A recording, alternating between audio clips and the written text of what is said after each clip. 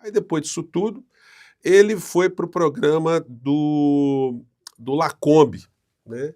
E aí, em dado momento, aconteceu o seguinte com esse homem viril, com esse homem aí que não tem medo dos homens de geleia. Vamos lá. O senhor chegou a conversar com Jair Bolsonaro sobre essa decisão? Que papel ele teve? Que tipo de conselho, que tipo de opinião ele tem sobre essa sua decisão?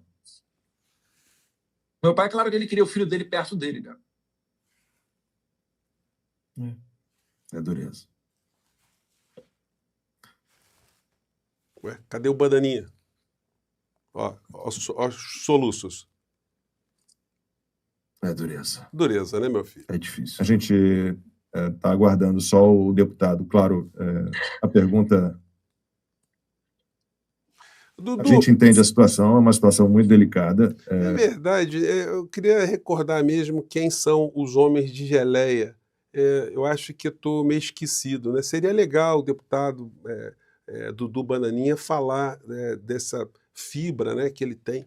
É uma decisão muito difícil, muito difícil. Tem muita gente aqui no chat dizendo, inclusive, que Jair Bolsonaro deveria dar um jeito de escapar, de fugir. A gente, como disse o deputado, tudo se encaminha para... Eu escutei soluços aí, hein? Soluços, assim, respiração pesada, né? Mas segue aí. Conclusão desse jogo de cartas marcadas com uma condenação do Jair Bolsonaro num processo absolutamente absurdo, denúncias fajutas, delação fajuta, tortura. Né? A tortura, ô Lacombe, eu sugiro você, que é jornalista, você devia se instruir um pouquinho mais, né? Procure saber quem é Carlos Alberto Brilhante Ustra, aqui o ídolo do Dudu Bananinha. Você saberá bem o que é tortura, tá? Não é isso que você está falando, não. Mas segue aqui o No barco. meio desse processo todo, abusos, arbítrios, ilegalidades. Eu peço desculpas por ter provocado essa reação no deputado, mas por ter apresentado essa receita de geleia, né? Geleia de banana. Me desculpem aqui a ironia, tá, gente? Vamos lá. É que eu não gosto de parecer que eu estou me vitimizando, né?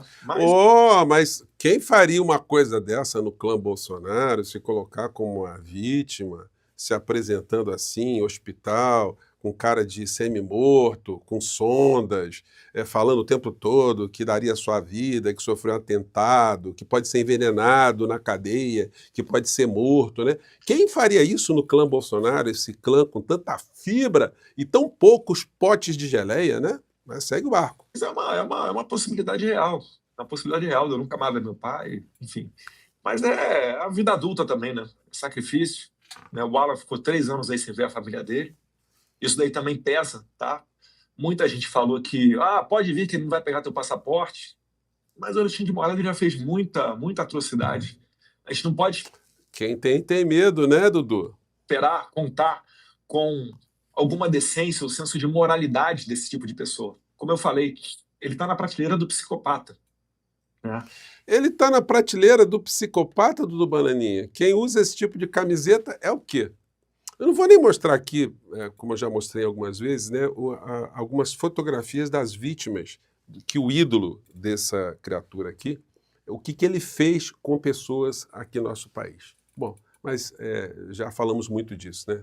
Vamos seguir aqui para o final dessa receita de como se fazer geleia de banana. Então ele pode perfeitamente até estar mandando mensagens pelos bastidores para eu ficar confortável em retornar e quando eu chegar aí ele pegar meu passaporte. Né? E aí, o que eu vou fazer? E se ele resolver me prender igual ele fez com o Daniel Silveira devido ao que eu tenho falado? Né? Eu vou ficar sem ver meus filhos crescer? Vou ficar, poxa, Georgia 4 anos, Jair Henrique 1 ano. Poderiam ter pensado nisso antes de tentarem um golpe, né? Tentarem subverter as instituições, né? Mas como vocês são homens de fibra e o nosso país é composto por homens de geleia, então vocês não tinham muito o que temer, né? E minha mulher tendo que me visitar em cadeia, sendo que não cometi crime nenhum, entendeu? Então tem muita coisa que pesa quando você toma essa decisão.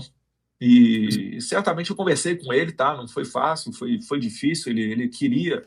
Conversou com o pai, que é um homem muito corajoso, um homem que jamais se vitimizaria, um homem que jamais faria algum tipo de novela, um homem de fibra. que eu estivesse por perto, mas conforme eu fui conversando com ele foi entendendo os meus argumentos também, ele aceitou a decisão. E Deus quiser, ele só está deixando a gente mais cascudo aqui para quando a gente retornar mais forte. Ó, então pensa em retornar, né? Então pensa em retornar.